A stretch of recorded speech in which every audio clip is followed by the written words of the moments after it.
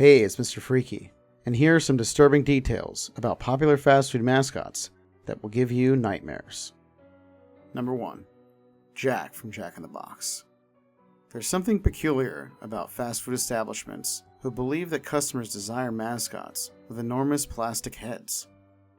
Consider the case of Jack Box. Ping Pong Head Bozo is the spokesperson for the fast food restaurant business, Jack in the Box.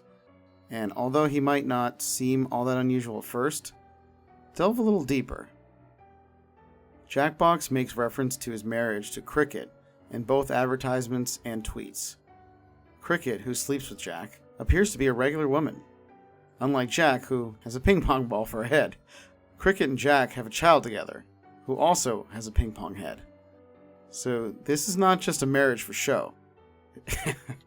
If Jack's head has been terribly deformed while he was frying potatoes or whatever, he might have been forced to wear the ping pong head out of humiliation, but he seems to be a very different species.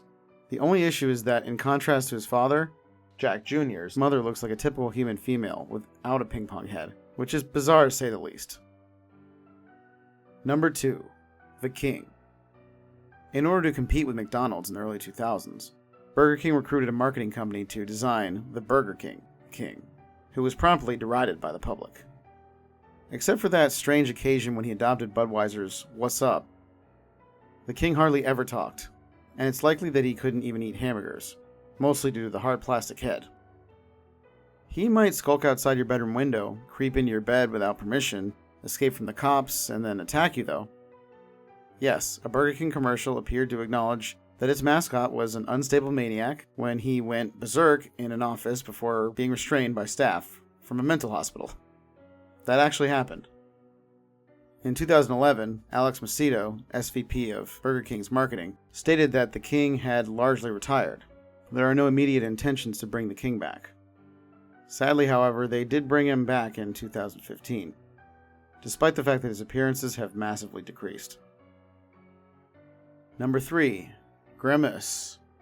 While Ronald may be spooky, Grimace, the purple blob that travels with him, is much creepier. Who or what is Grimace? Just a limbless blob with eyes and a mouth? A fabled creature spawned from McDonald's guts? Although there may never be a whole solution to that question, we do know that Grimace used to be quite evil, and that children feared him.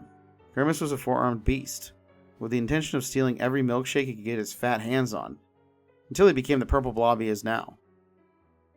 Grimace initially turned youngsters away from the fast food restaurant, rather than luring them in, according to Ron Burgle Jr., a former chief creative officer of McDonald's. Okay, so perhaps a purple blob with a milkshake addiction isn't the scariest thing ever, but do you really want to witness what Grimace is capable of when his milkshakes aren't forthcoming? Number 4. The Noid. Claymation was all the rage in the 1980s. From Peter Gabriel's Sledgehammer music video to the California Raisins TV specials, and Domino's joined the trend with the Noid, before disaster occurred. The pizza-destroying miscreant had years of great popularity. Though video games and toys based on the Noid were produced, not everyone liked them, including Kenneth Noid, a 22-year-old. With a .357 Magnum handgun in his hand, Kenneth Noid entered an Atlanta Domino's in 1989, kidnapped 2 employees, and demanded $100,000 in ransom during a 5-hour standoff. Noid had schizophrenia, and thought the Noid was a representation of him, who had been created by the pizza restaurant. With titles like Domino's Hostages couldn't avoid the Noid this time, the media leapt on the subject. Sadly, Kenneth Noid spent 3 months in a mental hospital before committing suicide in 1995, because he was unable to let go of the thought that Domino's was behind an evil plot to ruin him. The Domino's mascot lost his job shortly after that. Number 5. The Hamburglar. When the Hamburglar first entered the public consciousness in 1971, he was far from the one-toothed idiot he is today. Following tradition, McDonald's made the Hamburglar in the beginning a scruffy-haired old man with a pointed nose, created by a marketing team to advertise McDonald's new play places. Yes, some brains decided that a spooky old man who resembled a villain from a Grimm's fairy tale would be a perfect way to advertise a playground. Hamburglar's garbled speech and a borrowed jogger shirt further added to the confusion. Over time, the Hamburglar's appearance changed, He stopped wearing the borrowed jogging shirt, and he began using the catchphrase, "Robble Robble." The Hamburglar was considerably less noticeable by the early 2000s, until his return in 2015. McDonald's brought back the Hamburglar to advertise its sirloin third-pound burger. But this time, he was an adult male dressed in a trench coat and cargo pants, and he continues to steal hamburgers. Thanks, McDonald's, but he might be even more weird now. Number 6. Big Fig. Then there is Big Fig, from the old Fig Newtons commercials. The weirdest fact about him, aside from the fact that he seems as though he's a naked middle-aged man dressed up as a fig, which he peddles to children, is the fact that if you were to assume he's an actual fig, then he is literally peddling cookies which contain fellow figs inside. Can you think of another mascot where they're literally selling themselves to you to be consumed? Maybe Bubbaloo's Barbecue, but those always weirded me out too. Let's just say I'm very glad this guy went away. Number 7. Ronald McDonald. Clowns aren't exactly delighting people much these days.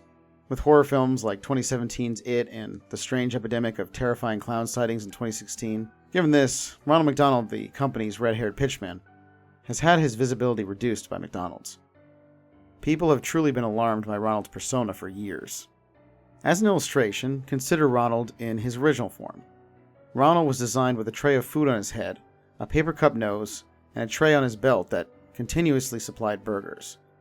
In essence, he was a clown with magical abilities who dressed up in fast food trash. Yeah, that's not at all strange, I agree. Ronald's goal of getting kids addicted to McDonald's is what makes this so spooky.